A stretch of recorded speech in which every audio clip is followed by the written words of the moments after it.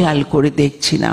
17 বছরের একটি ছেলে আমাকে বলেছিল, আমাদেরই এই সমাজের অত্যন্ত নামকরা একজন দুষ্কৃতী তার জীবনের রোল মডেল। বললাম, কেন বাবা, এত লোক থাকতে সে কেন? বললো, পাওয়ার পাওয়ার। বুঝলে আন্টি, তোমার থেকেও তার পাওয়ার অনেক বেশি।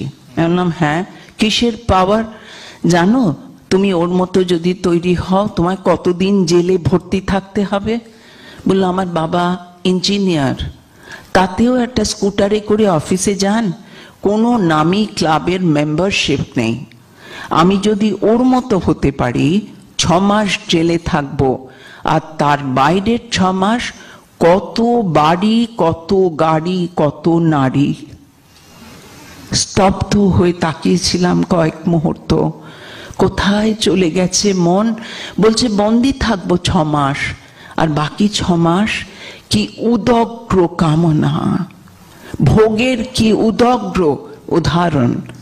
তাকেও বুঝিয়ে বুঝিয়ে বুঝিয়ে বুঝিয়ে সে রাস্তা থেকে যখন ফেরাতে পেরেছি, ভালো রেজাল্ট করছে, ভালোভাবে এগোচ্ছে, জীবনে সাফল্যের জায়গায় এসে দাঁড়িয়ে এক গাল হেসে বলেছিল, ভাগ্যিস তোমার সাথে দেখা হয়েছিল আমার।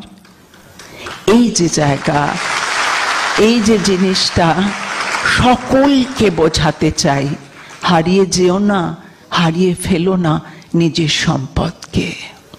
আরেকটি ছেলে সম্প্রতি বলছে, পড়তে ভালো লাগে না। কেন লাগে না? আমার মা বাবা তেমন অর্থবান পরিবারের জায়গায় দাঁড়িয়ে নেই। আমার বন্ধুদের কত কিছু আছে জানো, কত কিছুর মধ্যে আজকে সবচেয়ে বড় সম্পদ দামি মোবাইল, কিংবা একটা কি বলে ট্যাব, কম্পিউটারও না, ট্যাব। আইফোন হচ্ছে আমাদের স্টেটাস সিম্বল। তোমার আইফোন নেই? এতদিন স্মার্টফোন ব্যবহার করতাম না। অনেক বাচ্চা এসেই বলতো, তোমার লজ্জা করে না, তুমি সাধারণ মোবাইল ব্যবহার করো? আমি বলতাম, ওটা আমার জানলা দিয়ে ফেলে দিতে ইচ্ছে করে, ও আমার রাখতেই ইচ্ছে করে না। বললো, তুমি কিচ্ছু শেখোনি, অনেক কিছু আমাদের থেকে তোমায় শেখাতে হবে। তাও শিখি ওদের হাত ধরে। এবার এই যে জায়গা, এই ছেলেটি যখন বলছে মা বাবা অনেক কিছু দিতে পারে না বলে ওর হতাশ লাগে, বন্ধুদের আছে, ওর নেই। আমি বোঝাতে বসেছি, বাবা যা নেই তা যাতে পেতে পারো তার জন্য আজ পড়ো। এবং এইখানে একটা প্রসঙ্গের জায়গায় বলি, ইচ্ছে করছে না, ভালো লাগছে না, সচেতন মানুষ এ কথাটা বলতে পারে না। জীবনে ইচ্ছে আর ভালো লাগার থেকেও দামি কথা প্রয়োজন। যেটা করা প্রয়োজন সেটা যদি আমরা করতে শিখি, আমাদের পরবর্তী জীবনে ইচ্ছে ভালো লাগার অনেক দিশা তৈরি হয়। তাই আজ পড়তে না ইচ্ছে করলেও পড়ো। সময়ে যে কাজ করার কথা, কাজের জায়গায় সময়ে যাওয়া, এই যে সময়ানুবর্তিতার কথা বাবুরাজ মহারাজ বলছিলেন, এটা একটা সাংঘাতিক দামি, অত্যন্ত দামি উপাদান জীবনের। যে নিয়ম মানতে শেখে, নিয়ম মেনে চলে, অতিরিক্ত নিয়ম মানতে বলছি না, তাতে আবার অবসেসিভ কম্পালসিভ ডিসঅর্ডার হয়, কিন্তু সাধারণভাবে নিয়ম মানতে শেখা, যে নিয়ম মানলে আমার জীবনের সময়ের সম্পদকে সবচেয়ে বেশি ব্যবহার করা যাবে, সেটা তো আমায় শিখতে হবে। আমার ভালো লাগছে না বলে ফেলে দিয়ে শুয়ে থাকলাম, টিভি দেখলাম কিংবা খেললাম, তা বললে হয় না। যে ছেলে খেলে, খেলার জন্যে খেলে, খেলা দিয়ে জীবনে বড় হবে, সে অনেকক্ষণ খেলতে পারে। কিন্তু আমার পড়তে ভালো লাগে না বলে খেলছি, এটা সঠিক দিশা না, সঠিক কথা না। মা বাবা যেখানে একটু পিছনো, সেখানে আমার বক্তব্য, আত্মসম্পদে নিজেকে বলতে হয়, এই মা বাবার থেকেও আমি যাতে এগোতে পারি, সেই জন্যে আমায় খাটতে হবে। আর যে বাবা মা প্রতিষ্ঠিত, সফল, তাদের দেখে বলা উচিত, এই মা বাবার আঙ্গিকে আমিও নিজেকে দাঁড় করাবো, সেই ট্র্যাডিশন যাতে সমানে চলে। আমি মনে করি জীবনের সুযোগ, শিক্ষিত মা বাবা পাওয়া, নিজের পরিবারের যেটুকু সামর্থ্য, সেটুকুও আমাদের সম্পদ।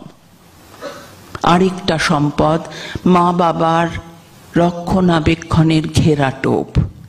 বাবা মা যত আগলে রাখেন, যত কষ্ট স্বীকার করেন ছেলে মেয়েকে এগিয়ে দেওয়ার জন্যে, সেটাও আমাদের জীবনের সম্পদ। তাকে দান দিতে শিখতে হয়।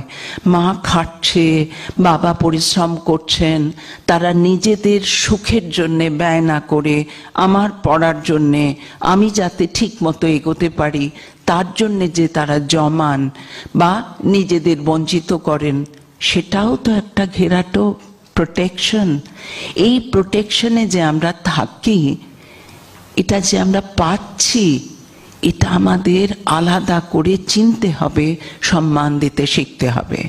আজকের ছেলেমেয়েরা যারা একটু বয়ে যায়, অন্য রাস্তায় হেঁটে যায় ভুল করে, তারা অনেক সময় আমাকে বলে আমার চাহিদা মেটানোর সম্পূর্ণ দায়িত্ব আমার মা বাবার, এটা আমাদের বার্থ রাইট। একটি ছেলেকে বলেছিলাম, তুমি গার্লফ্রেন্ড করেছো, তার জন্যে তোমার বাবাকে কেন প্রতি মাসে তোমায় 5,000 টাকা হাত খরচ দিতে হবে? বললো, আমার গার্লফ্রেন্ড নিয়ে কি আমি রাস্তার ধারে টি স্টলে বসে চা খাবো নাকি? আমি তো প্রপার জায়গায় যাব।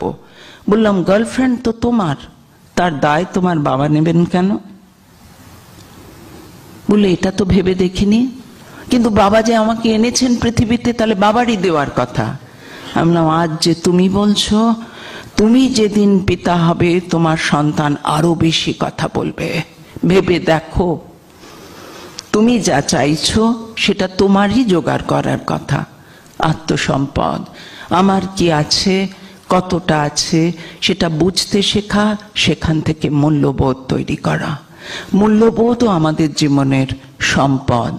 কোনটা সঠিক, কোনটা বেঠিক, সমাজের চতুর্দিকে নজর দিয়ে সেটাকে আমাদের তুলে নিতে হবে, বুঝতে শিখতে হবে কাকে কোথায় কতটা সম্মান দেওয়া উচিত, কোন বিষয়কে সম্মান দেওয়া উচিত। সেন্স অফ প্রায়োরিটিও মূল্যবোধের আওতায়। কোনটা আগে করব, কোনটা পরে করব, এ বোধও সচেতনতারই অংশীদার। মূল্যবোধের সাথে সাথে নিজের ভেতর তৈরি করতে হবে সহমর্মিতার বোধ। সবই আমি নেব না, সবই আমার জন্যে না, দুটো অন্য মানুষের জন্যেও। আমরা যখন বড় হয়ে রোজগার করি, আমরা কি ভেবে দেখি যে মানুষই যা রোজগার করি তা কি শুধু নিজের জন্য হতে পারে? হতে পারে না। কিন্তু আমি যখন সজ্ঞানে নিজের ইচ্ছে অন্যের জন্য কিছু করতে চাই, ভাবতে চাই, দিতে চাই, তা আমার সহমর্মিতা। সহমর্মিতা আমার শুধু সম্পদ নয়, আমার মননের সৌন্দর্যের টুকরো।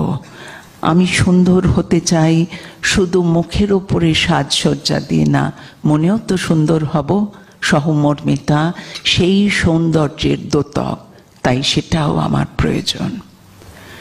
আত্মসম্পদের আরেকটা দিক, যে কোনো বিষয় চর্চার অভ্যেস, ইংরেজিতে স্টাডি হ্যাবিটস, প্র্যাকটিস। অর্থাৎ যে কোনো একটা বিষয়ে যদি মন খুব যুক্ত হয়, গভীরভাবে যদি সেই বিষয়কে আমরা অধ্যয়ন করি, কোনো সময় তাতে আমাদের এক্সপার্টাইজ তৈরি হয়। অর্থাৎ আমি এতটাই জানি সেটা নিয়ে আমি আরো 10 জনকে শেখাতে পারি। এই বিষয় চর্চার অভ্যাস মনোযোগকে এক করতে শেখায়, মনের একাগ্রতা বাড়াতে শেখায়। তাই সেটাও আমাদের মনে রেখে, কোনো বিষয়ে আমার যে উৎসাহ, আমার যে ইন্টারেস্ট, অনুরাগ, সেইটা ধরে মনোযোগকে এক করে একাগ্রতার অভ্যেস বাড়ানো দরকার। আত্মসম্পদের আরেকটা জিনিস, নিজেকে শান্ত করার অভ্যাস।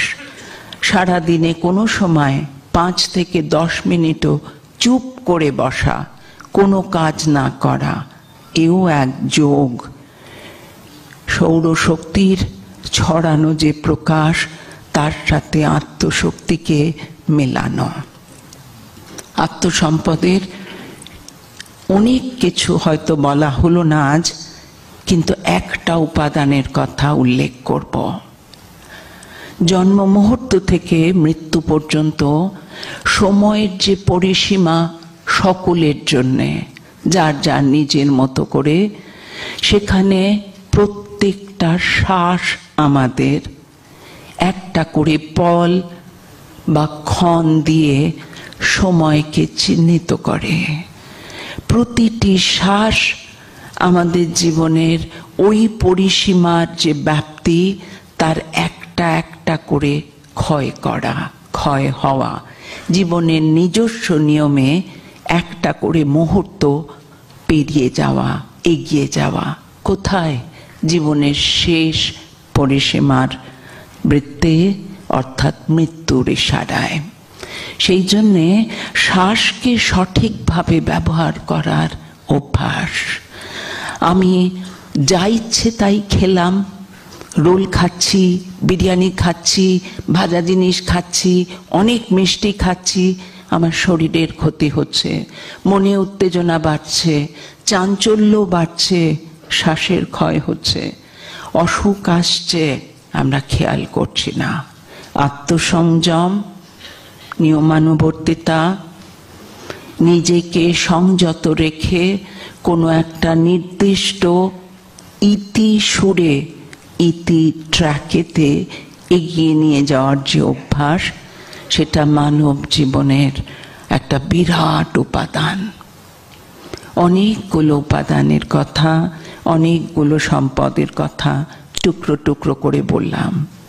আমার সময়ের পরিসীমায় শেষের দিকে এসেছি। আমি বলবো, সম্পদ মানুষের প্রতিষ্ঠা, সম্পদ সাফল্যের ইতিকথা, সম্পদ মানুষের যশ।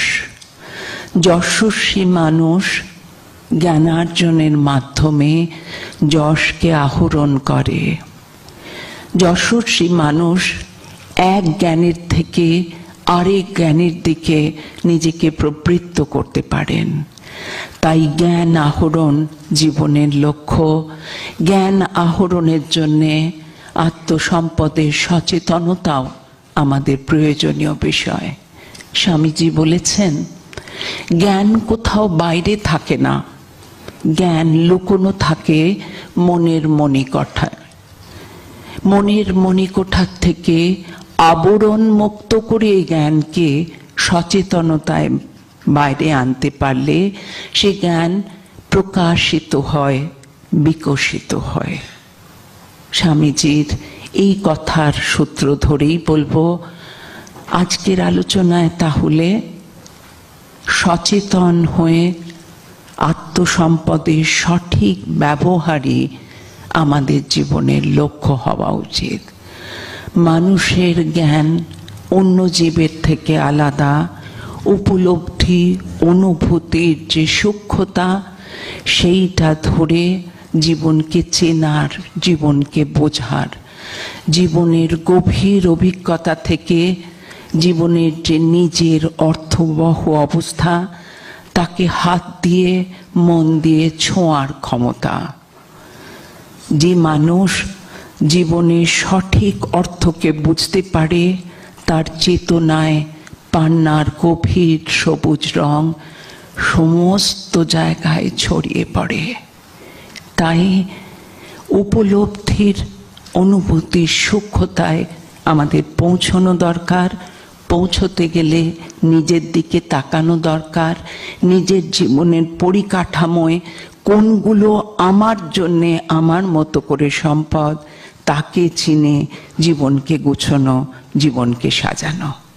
শেষ করার আগে বলবো, স্বামীজি তার ঈশ্বর অভিজ্ঞতায় ঠাকুরের কাছে চেয়েছিলেন, হে ঈশ্বর, আমাকে বিবেক দাও, বৈরাগ্য দাও, ভক্তি দাও। কোনো রকম বাহ্যিক চাহিদা তার মনে ওঠেনি। আমরা স্বামীজির মতো মহান নই, আমরা সাধারণ মানুষ। আমরা সাধারণের সাধারণত্ব স্তর থেকেই চলুন আজ সবাই মিলে শপথ নিই, আজ থেকে মন্ত্রের মতো উচ্চারণ করব, হে ঈশ্বর, আমাকে চেতনা দাও, সচেতনতার আলোয় আমায় ভরিয়ে তোলো, যাতে উপলব্ধি, অনুভূতির আকরে জীবনের অভিজ্ঞতা থেকে জীবনের আসল অর্থ আমি চিনতে পারি। জীবনের সার্থকতা সুস্থ মননের সবচেয়ে বড় দিশা যে সেখানেই। ধন্যবাদ।